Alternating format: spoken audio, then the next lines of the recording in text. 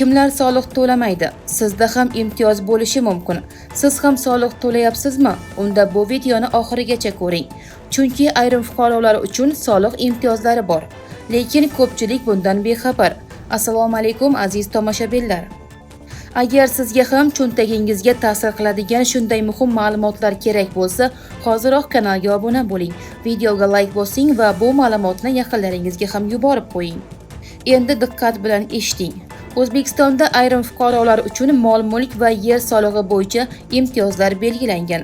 Masalan, qonunchilikda belgilangan shartlarga ko'ra ayrim pensionerlar, birinchi, ikkinchi guruh nogironligi bo'lgan shaxslar hamda boshqa ayrim toifalar soliq imtiyozidan foydalanishi mumkin.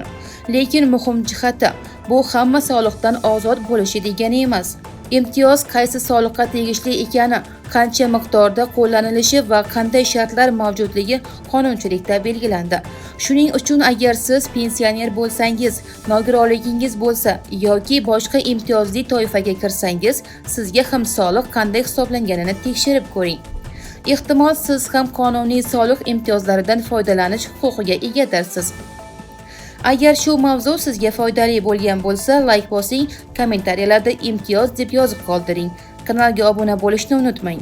Keyingi videoda soliq imtiyozini qanday tekshirishni ham tushuntiramiz. Xayr, salomat bo'ling.